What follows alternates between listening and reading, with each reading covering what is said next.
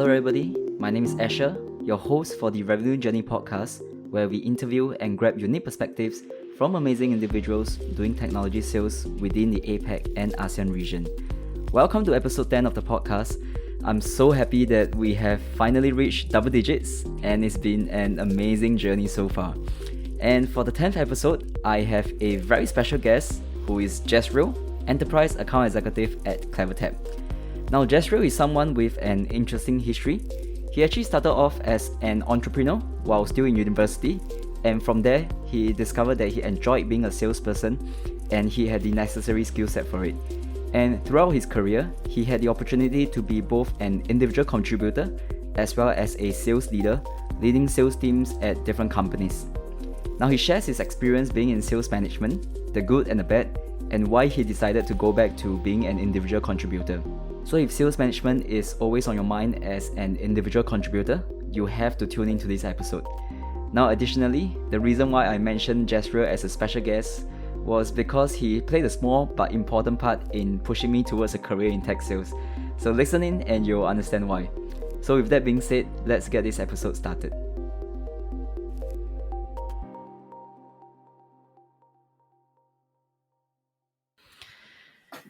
All right. Hello, Jezreel. Firstly, thank you for being a guest on this show and welcome to the Revenue Journey podcast. It's pretty late at night, but tell me how you're feeling being on this podcast today. Oh, good. Very excited. Had a long day, but this is exciting. Yeah, I'm looking forward to it as well, Jezreel. But I think for our listeners who are kind of listening in, the way we kind of start every episode is just by getting some context in terms of what you do and what your company does. So maybe let's start off with that, right? Jezreel, tell us a little bit more about your current role, what you do at CleverTap, as well as what is the solution or service the company sells. Okay, yeah, sure. So right now I am enterprise AE at CleverTap. So CleverTap here we do marketing automation. Specifically, we offer solutions that do user behavior tracking. We do user segmentation, user analytics, all the way to omni-channel engagement. So we work with a lot of companies from different verticals. Some of these apps you probably have it on your phone, like Carousel, AirAsia, Gojek, Circles Life. These are some of the customers that I work with. Understood. And in this case, other than the brands you've mentioned, what other industries or verticals do you also go after? And what are the typical sizes of these companies that you try to target? Well, the product is actually suitable and important for every company, because as long as a brand has a customers and the brand wants to engage the customers better, right? That's where we come in to help. So I would say any B2C, whether is it e-commerce, whether is it fintech, anything will need it.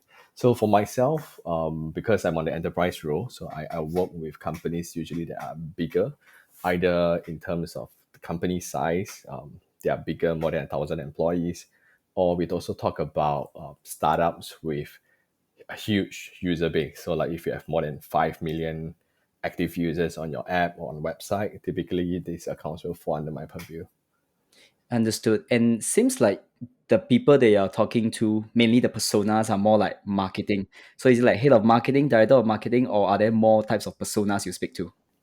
Largely marketing, because it falls under engagement. More specifically, usually there will be a smaller department called the CRM, or sometimes they call it growth, right? So this team, usually there's the head of CRM or head of growth. They report to the head of marketing or the CMO. So these are the personas that I typically speak with. And of course, being a tech solution, the product team comes in play as well. So I do interface with them a lot.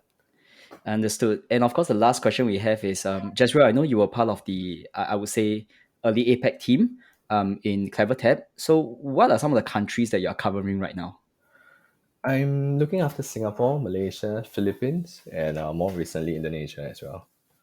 Okay, nice. Mm. Those are definitely some of the countries within ASEAN, the key countries, I would say, typically. Yeah, and thanks for that, Yashro. I think that gives our audience a little bit more context in terms of what you're doing and who you're speaking to. So for anyone out there who's also, speaking to people in CRM or the marketing department, maybe this could be relevant for you as well. But Jeshua, I want to give our listeners a little bit of context on how I met you, right? So I'm sure you recall I actually my first internship in university Mm-mm. was at Salesville. Yeah. So Yeah. but back then I wasn't even a sales intern or anything. I was a product management intern. And the story I kind of always tell my friends, right, on how I ended up in sales is back then Salesville had this culture, right, where every 2 weeks they will match you up randomly with someone to have coffee. And I Mm. was and I was always a match up with either the software engineers, which is the very technical people, or the sales people. For some reason, no in between. And I think it was near the end of all this internship and through all these coffee chats, right, that I said to myself, okay, I seem to be leaning more towards like sales as Sales. a career. Yep. And I always tell this story, right? I say that the last day of my internship, and I remember it very clearly until now, I actually went to you because back then you were the sales director of Salesville. Mhm. And yeah, and for those of you who don't know, Salesville is one of the SaaS companies started within Singapore. And that last day I went to you and approached you, I asked you like, hey Jezreel, I think I'm interested in sales. What would you say to me? What is your one advice to me? And I don't know if you recall. Do you recall what you told me? I think I told you to try, like, just take up another internship. Yeah, yeah. You told me to try to either do like a sales internship or something, or just go and sell something. And that was literally what I did. Right. My last internship, I went to a SME local small company, did sales, did point of sales solution, and from there I had kind of my first sale, right, and I got addicted to that feeling of winning, getting that sale, and from there I just read a lot of sales books, everything. I went to SaaS as well, and here we are today. So yeah, yeah, that's why you kind of remember those days, right? I assume. Yeah, yeah, I did. I did. It was really heartening. I mean, I didn't expect that my words would have a huge impact, and I'm glad it did. I think it steered your whole career trajectory. Yeah, I mean, you kind of gave me a little bit of push in a certain direction, and that's why I wanted to interview you. When I started this podcast, I told myself, yeah, one day I want to get Jezreel on to get some of his feedback on things and his perspective on Mm. things. So here we are. Thank you for that.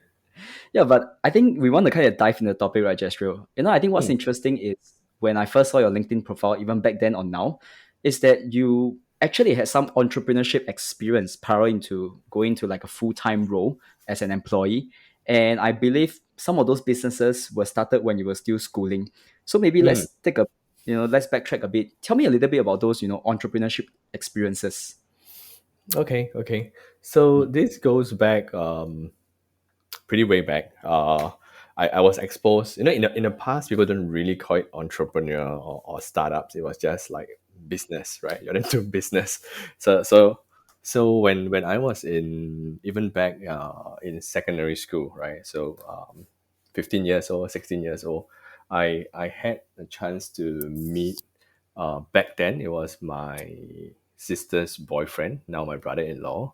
So he was a business owner back then, and that was when he was still in university. He was dabbling with business, trying to do his own stuff, and he encouraged me to try things out. So back then he was selling like t-shirt printing, right? You know how everybody wants to print their t-shirts, whether for startups or for school, and they were like. Then he was like, why not, Joshua? You just go and sell, right? If you sell something, I will give you a cut, like a commission, right? So I said, okay, cool. So I was in school, then I got some deals, as per se, right? Printed T-shirts for my class, my neighbor class, for some CCAs, and then I got paid, which felt good, and that kind of started the whole motion of, hey, I want to do my own business. I like the idea of selling things and get paid for it. Right. Okay. So actually, your kind of sales career, would you say that that was kind of like your first sales experience? I would say experience rather than career. So Mm. so from then on, I mean, I think when I took up a first part-time job in after O levels, after A levels, I went to sell encyclopedias. Like, it was Oh, literally like okay. in a shopping mall, right? In a shopping mall, encyclopedias to Yeah. to parents with young kids, right? So I was literally doing that kind of sales back then. Also, literally, you mean like around walking around shopping centers and just going up to people and be like, okay, do you want to buy encyclopedias? Yeah. So we had like a space cut out for us, right? We had to pay them more. We got a space. We had our displays, and then we just try to catch parents, lah. And then we show them, this is what education is about. It's important that your kids start early, so on and so forth, right? There's a lot of real value in doing that, but of course there's also a lot of selling because the things we were selling was not super cheap. So Mm. there needs to be a certain push and convincing when it goes on. Yeah, that's something new that I'm hearing for the first time actually. But then in that case, do you think that was I guess you mentioned, right?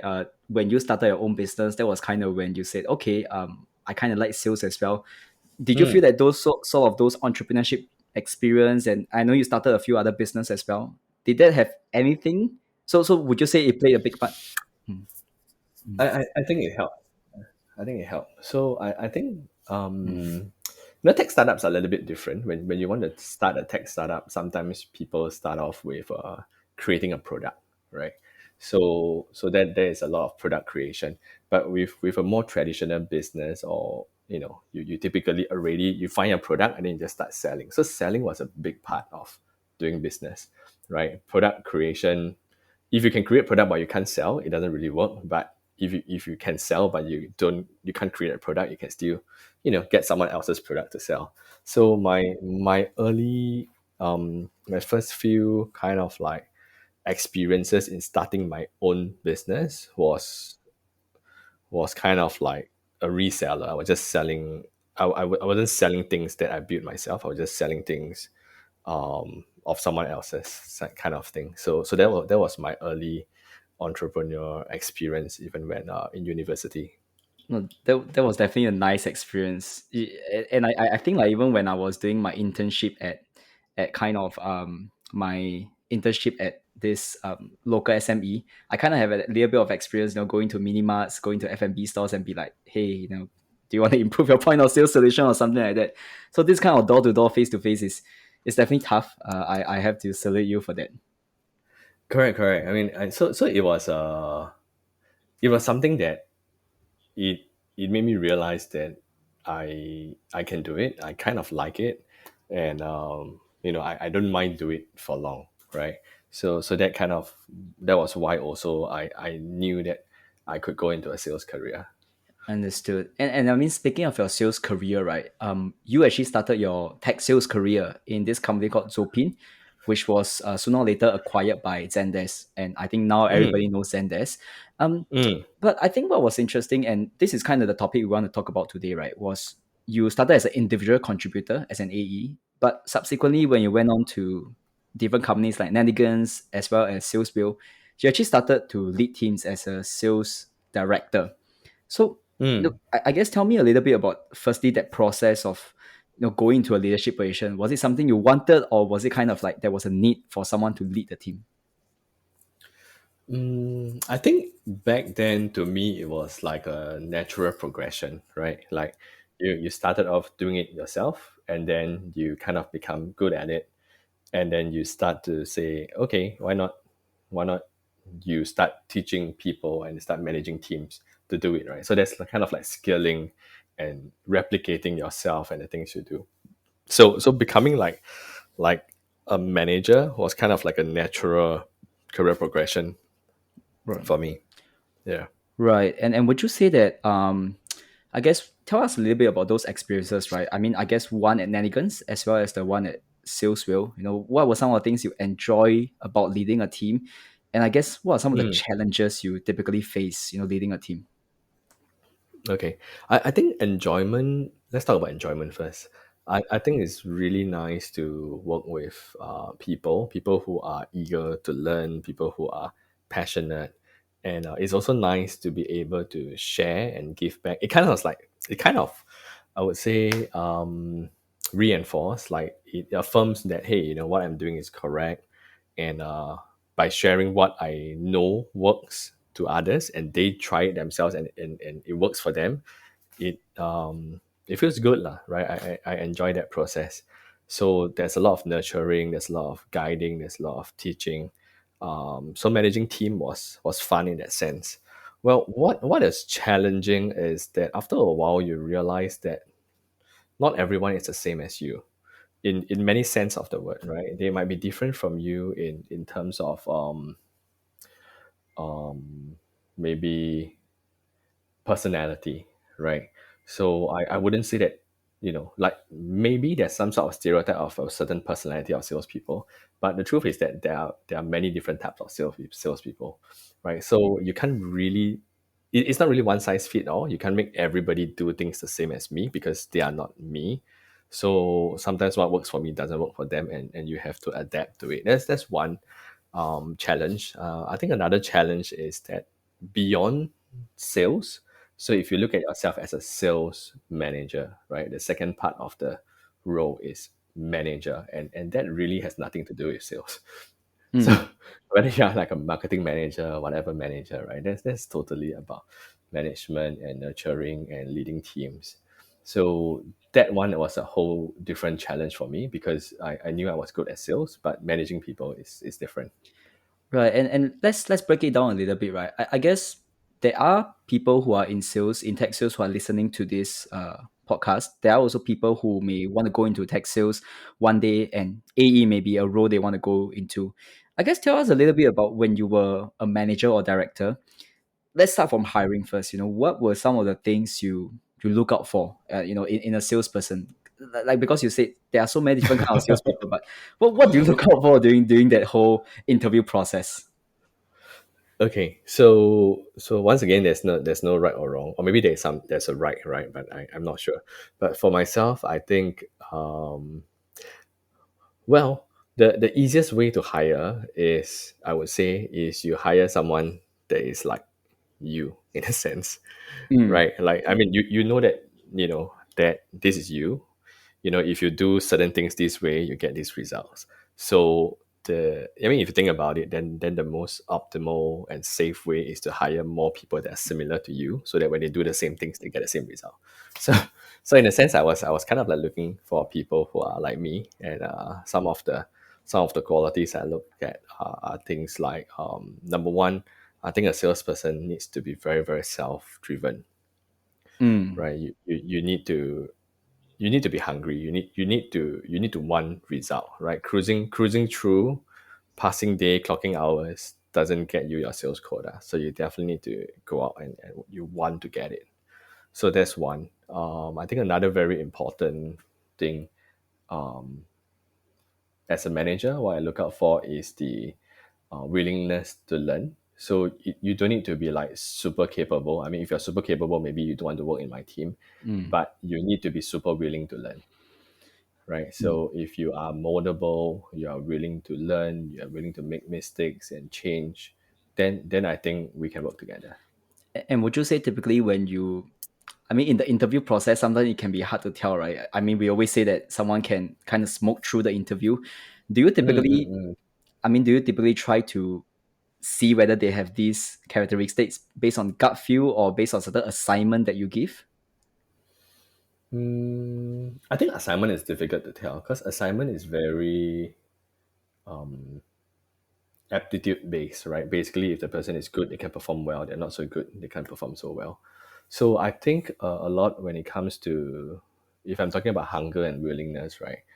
I think these two are traits that will come off in conversations, in questions, and sometimes I'll be very direct. I will tell people I'm interviewing that these are the qualities I'm looking for, Okay. and this is what you should expect, right?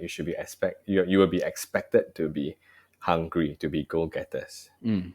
right? And to want to hit and overachieve. So if you are not, then we shouldn't be having this conversation. Same thing for like willingness to learn, right?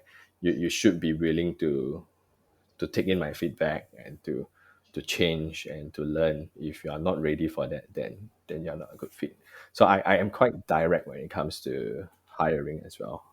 But I guess I'm kind of curious though, for you as someone who has hired many salespeople before, are you those kind that you are willing to give people chances? So I give you an example, right? For me now, I recently just became an AE, but I've not done AE before. This is my first role. My manager was willing to give me a shot. people willing to give me a shot. What's your thoughts on that? Are you, very straightforward, saying like you got to pass the paper qualifications first, you got to have experience, closing experience, or are you more of those kind of nurturing people where I'll give you a shot as long as I feel that you hit certain criteria? I think it depends on what you're hiring for. So let's say I'm in a growing startup environment and my market is developing. I don't need to develop super fast, Mm. right? Because I don't have that many leads for you to work with.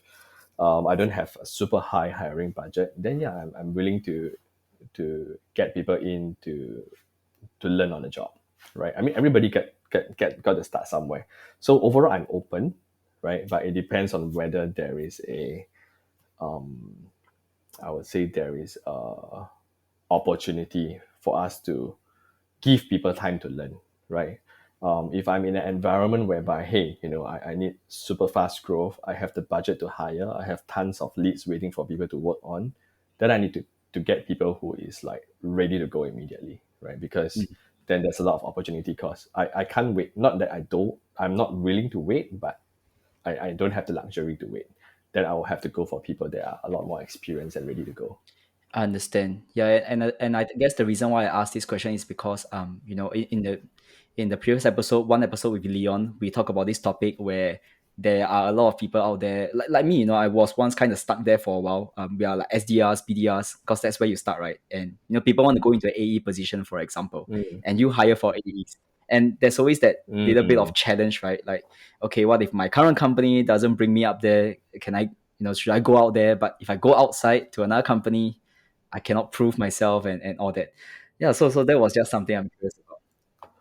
yeah, I totally understand. I think it is a challenge for us to move up, especially through other companies, because you're right. I think most companies will prefer to take a safe hire, right? Someone with experience than someone who is moving up. Um, yeah, it is tough lah, unfortunately.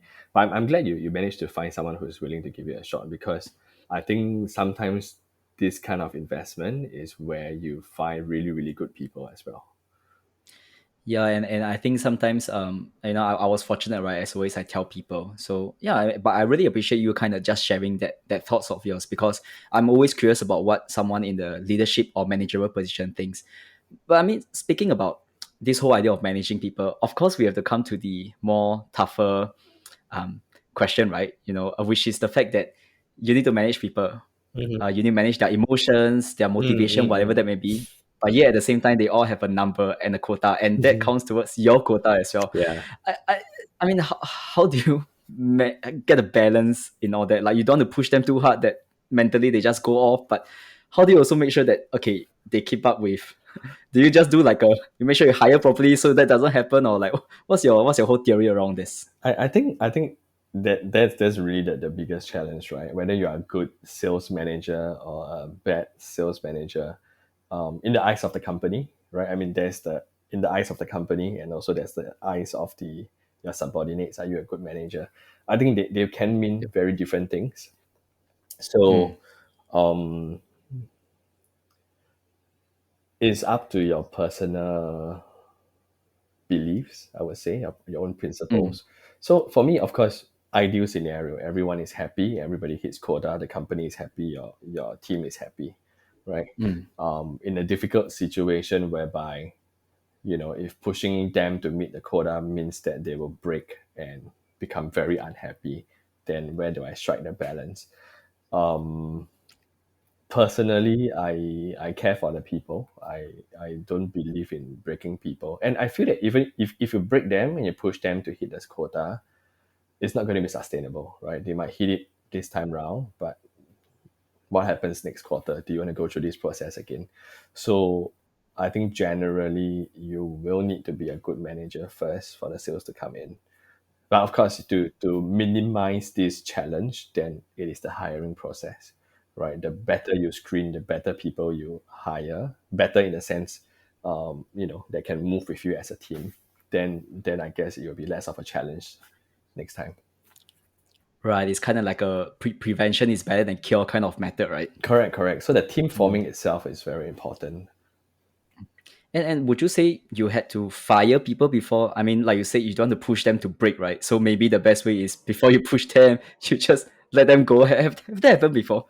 Uh, yes, unfortunately, I think in my career, I did have to let certain people go. Um, Mm, yeah, but I believe in trying lah and chances. So usually when we walk to that step, it is really that there is kind of like no more option. I didn't really fire people, but they kind of know that it will not work out, and then we kind of parted ways pretty amicably, thankfully. understood. Yeah. Okay, okay. I'm sure that will have to happen during your journey. But of course, I think now, what we want to talk about is, Joshua, you mentioned at the beginning of the episode, you said you're an enterprise AE now. And, before that, we were talking about how you're managing teams. So I think what was unique and interesting is that you went from an individual contributor to a manager, director, and then you went back into an individual contributor role at CleverTap. Mm, yeah. I guess then I'm curious, what was the reason? You could work towards, I don't know, like a VP or regional manager or something. Why do you decide that, okay, let's go back to be an individual contributor? The real reason is I think sales is to me, right? I think sales is easier than management. Ah, okay. So I rather just be a good salesman, and the management part I think is very tough because I mean I feel that maybe I don't want to be the bad guy. Mm, So if I want to be a good manager that brings in the numbers, then that may inherently means I need to hurt some people along the way. But I don't mm, really want to be in that role. So maybe I just took the easy way out and decided to be an IC. So that's one mm, reason. Um, the other reason also, I guess related, is I feel that if I want to be a very good manager that is up to my own personal standards, mm, uh, I really need to go beyond uh, what is so-called required. mm. I mean, just think about it this way. Let's say you are an IC, right? Your KPI is very straightforward. Yep. Hit the goals, hit your quota, overachieve it, and you're good. Of course, when it comes to IC, there's always a question of how much is enough, right? When you're done with 100%, do I go 150? When you're Yep. 150, do I go 200? When you're 200, should I go 300? What is the end? How much is enough, Mm, right? So, but typically, as an IC, you can say that, okay, if I'm like 150, 200, I'm pretty happy. I can like slow down, right?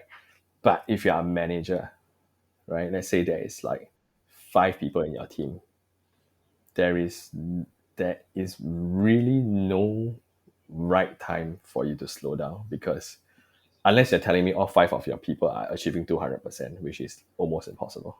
mm. I So, see. Yep. so there's no end to being a good manager, if you ask me, right? Mm, There's always someone that you can help become better.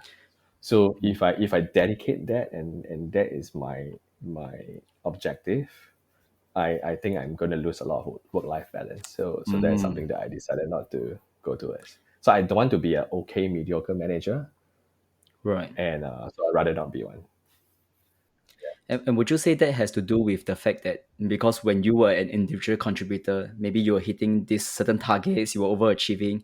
That's why you feel like, okay, when I'm a manager, I need to make sure my people are also doing that. Is that kind of your thought process? That's why. Maybe it's my own standards. Yeah, that I feel that Mm. I want to do really well, and I would think that if I manage a team, my team will want to do really well as well. I see, I see. And actually, on this point, I'm then curious, right? Because we spoke about how and this is something I need to ask you. When you were at Nanigans, was your was your manager an expat, or was it more like a local Singaporean kind of or regional person? Expect. Expat. Okay, so I think this is something I want to ask mainly based on because this podcast is dedicated to more APEC ASEAN, right? Because so Nanigans, you were kind of working on an expat, and then at Salesville, of course, you had to report to Gabriel, who's a Singaporean, local Singaporean guy. And then now, if I'm not wrong, CleverTap, I know they are based out of India, for example. That's the HQ, right? So is your manager also? I guess is an Asian as well. No, no, my manager is an expat too. Ah, okay. I guess then I'm curious because to be honest, in the sales kind of environment, right? Most of Mm, the kind of managers or directors that we see, I would say from my experience, I may be wrong on this. Most of them seem to be expat, could be from other places other than this region. What are your thoughts then? That like, do you see any differences in terms of the way they lead, and do you compare yourself to what an expat would do or what an Asian would do? I'm kind of curious on that part. um, well, I need to be very careful about this. But I think generally, just kidding. I mean, overall, I don't think it's whether about the nationalities, right? Whether you are European, American, Asian. Um, I mean, there's good people and there's bad people. There's good managers and bad managers, regardless of nationalities. So I don't think that makes a big difference. I mean, if you observe, I think there are a pretty high proportion of sales managers that are like expats over here. Mm, Um, what's the difference in the leadership style? I think it's not about whether they're expat or not. mm, It works both ways. Um, Generally, I mean, yeah, it's true. I mean, stereotypically, you might think that the expats are more like chill, but mm. that's not true. Also, I've seen some that are not chill at all. Yep. Same for Asian, right? Maybe we would think that Asian culture means there are a lot more. You need to clock more hours, kind of thing. But that's not really true. Also, there are Asian managers that are not like that. So I wouldn't say it's a nationality thing. I see, I see. So it's kind of just based on, what is the personality they are like, and I guess the Yeah, kind of the culture they grew up in as well, or the culture they have been in. correct, correct. I would think so. Maybe Mm, company culture. Actually, no. I mean, regardless of company culture, the managers can still vary. Yeah. So mm. there's a big variety out there. Understood, understood. So Okay. so a tip to the listeners: you need to screen your managers as much as they screen you. Yep, yep. I think that is also something we talk about in one of the previous episode where we talk about questions you could ask your managers as well to see whether you can vibe with them and all. Because I think a lot of times I think this is something I've learned. And this is my third place so far, third job.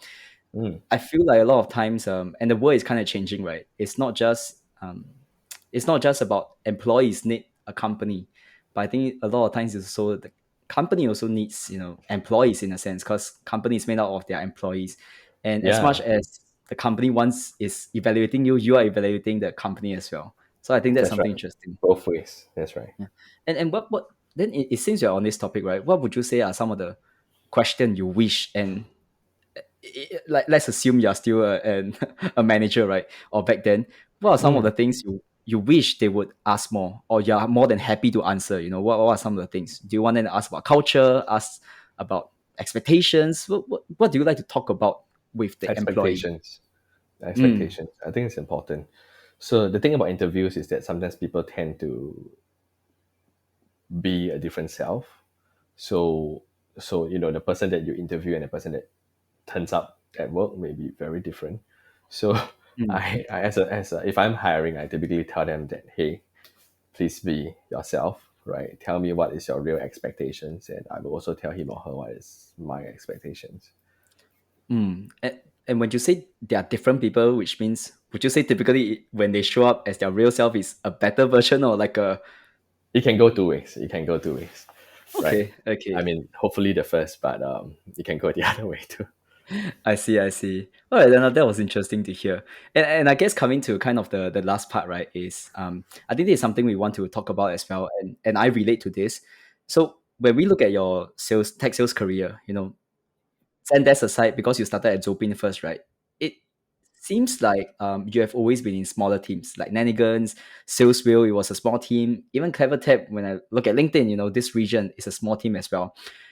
And same thing, I've always been in small teams too. What were some of the reasons for you that you always wanted to be in those kind of positions or those kind of companies where you're a small team? Any thoughts on that? Mm, I didn't really orchestrate it like that on purpose. It Mm, kind of happens. If you ask me if I have a preference, I do generally prefer a smaller team.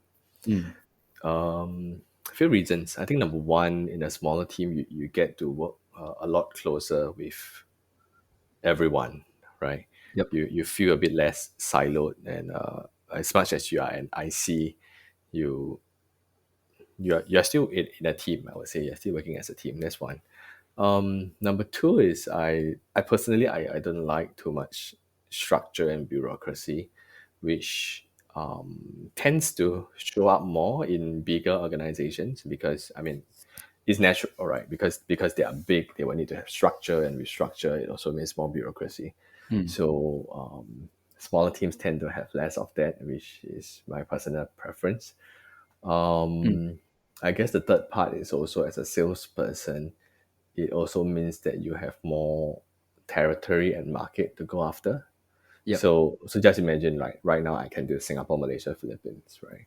But let's say if the team is 10 times bigger, right? Then maybe it will be four of me in Singapore, you Mm, know, and yep.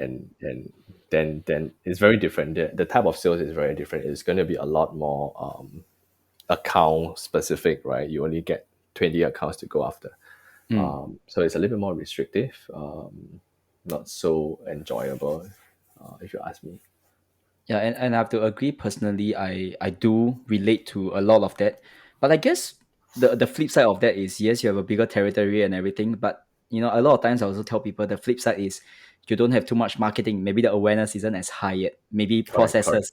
Like you gotta correct. wake up at weird hours because the sales ops is in some other countries and That too, but yeah, yeah. totally. So there's a trade off lah. There's a lot of good things that come with bigger teams as well. Like you mentioned, right? The firepower is going to be Mm, a lot more. The air cover, the marketing. I mean, the fact that you can have 4 or 5 reps in one region means that there's tons of leads coming in. So your job might be a lot easier. I don't know, but it's going to be mm. different. Yeah. Yeah, yeah, definitely. I agree with that. I guess kind of before we go on to the final few questions, I guess since we are coming to the end, I'm just curious, would you ever think about going to leadership again or like a team lead role or something, or that is totally out of the question for you? Not at the moment. Not at the moment. Yeah, Right. I do want to focus a little bit on family. So yeah, so not at the moment, I would say. Understood, understood. Mm. Yeah, and I guess since our time is almost up, I just have a couple more questions for you, right? As I mentioned, Mm. just answer it as candidly as possible because I think these are some of the questions that our listeners may have after today's topic. Mm. So, based on the topic today, right? What is kind of one last message you may want to say to people who are at the crossroads in their career? Maybe they have an opportunity to lead a team, they have that option, or maybe but the other option is stay as an AE. And we both know that sometimes an AE can if they do really well, they can even earn much more than whichever manager or whoever higher up is. What would you say to those people? Yeah, it's Yeah, and possible. it's Um, Try it out, give it a shot, right? Just like how you gave sales a shot, right? Try it. If you don't like it, change back, right? It's not too late. yeah, but what would you say is because there's a thin line between don't like and not doing well, because maybe some people just need training and all. At which point would you tell them to say, okay, try it, but if this keeps happening or there's some trigger, maybe it's time to go back to an IC. Would you have any sort of those triggers? Don't like versus not doing well. Okay, in the ideal world, if you can, uh, Mm. do it until you do well, then you leave. Right, Okay. then you know that you didn't leave because of the first reason. But I mean, on a more serious note, sometimes if you don't do well, right, try to look a little bit deeper. Why do you not do well? If it's really about a difference in priority or personality, and you don't need to change yourself unless you want to, right? So if you feel that this is who you are, you want to stay this way, and it's just not compatible with the job requirements, then the role is not for you. Right. And I guess there's nothing wrong with that, right? There's Then there's nothing nothing wrong wrong. with that, of course. I mean, yeah, I mean, you define yourself. You define what success means. It doesn't mean that you must be a VP, or it doesn't mean that you must earn the highest dollars, right? I mean, You create your own KPIs, right, on what is success. Understood. Okay. Now, so at this point, I just have two more questions before we kind of go into the rapid fire questions, right? Which is more Mm. fun. Yeah. First question I always ask my guests then is, what do you love about your job at the moment? I like the people. I like the people. I like my customers. Being able to work with many different teams at the same time. I think there's one beauty of sales role. Understood. And number two, what gets you out of bed every morning? The daily stand up calls. Okay. Yeah. But I guess on the softer side, are there things that motivate you to get out of bed to start the morning? Yeah, I mean it's always fun. I mean, you wake up, you want to get that contract out and get it signed. I see. Okay, nice. Right. So as we mentioned, now we want to move to a part where we want to have some rapid fire questions. So the goal of this rapid fire question is just to answer some of these questions in one word or as quickly as possible. So you Okay. ready? Okay, let's go. Okay, so let's try it. Okay, so what is the favorite thing you enjoy about working from home? Sleep, Sleep. More sleep, you say? more sleep, More and sleep. flexible sleep. Okay. What is your favorite childhood memory? Wow, food. Oh, eating different food. Yeah. Okay. What is next on your bucket list or things that you want to experience? Wow. Bringing my dog abroad. Oh, okay. Now we're going to start to get a little bit deeper with all these kind of rapid fire questions. It may get a little bit tough, but we'll try. Okay. Now, today, if you were not in sales, what do you think you'll be doing instead? Product. Product. Okay. Oh, that was where I'm from. I'm a product intern previously. Okay. Next, how do you typically cope with stress? Sleep. Or Sleep. food. Those two things keep coming up. Yeah. Okay. Second last question. What achievement in your life are you most proud of? Wow. It's tough. I mean, Yeah. Getting deep. it is really tough. I think there's quite a number of things. Well, you Yeah. can choose one out of it. Can choose one. Doesn't have to be the most proud of. Can be one of it that you're proud Okay. of. One of it, related to this today's call. I think being a salesperson and being able to uphold the moral ethics, I think it's very important, and I'm proud of that. Wow. Okay, I love that as well. And last rapid fire question: what is the best advice you ever received? Just try. Oh, oh, really? Okay, that was literally my same exact answer if I were to answer that question. Oh, really? Yeah, Okay, cool. I mean it's the same of this thing with this podcast, right? I would have, uh, I would have actually started it like 6 months, 1 year earlier, but nobody told me to just try, and I was like, when someone told me, I was like, okay, let's just, because I tend to think a lot, and sometimes my friends just tell me to try. Okay. Yeah, I mean the thing about this modern time and age is that I think failure is no longer that fatal anymore. Right? Just try, and if it doesn't work, you just revert. Yeah, and I agree. And in fact, sometimes when you fail, you learn more things. You test. It's Yeah. like an A/B test in a sense. Mm. Right. Okay. And with that, Jezreel, we have come to the end. But of course, we may have listeners who may have questions or who may want to reach out to you. What is the best way to kind of reach you? Yeah. Connect with me on LinkedIn. Ask you for my number. I mean, you can give out my number. I'm pretty cool with that. Okay, but I'll make sure I ask you first before people want to ask. I'll make sure they tell me what's their agenda. So got to protect your privacy as well. Yeah. Okay, but of course, Joshua, thanks so much for being on this on the guest on the Revenue Journey podcast. I think it was quite an enjoyable, nighttime chill chat. Yeah, I really enjoyed it. Yeah. Thanks for having me. Yeah, I really like it too. Yeah, and of course, for our audience who are tuning in, if you enjoyed this episode, as always, hit the subscribe button and feel free to connect with me as well. I'll put my LinkedIn description in this episode's. I'll put my LinkedIn profile link on this episode description. I'm new to hosting. Give me some feedback, like what Jezreel has given me feedback as well, so that's good. Any suggestions, tell me. And I'm always excited for the next episode, and I'm looking forward to it. But for now, everybody, take care, stay safe, and have a great revenue journey. All right, Jezreel, say bye to our listeners. Thank you. Bye bye. Good night.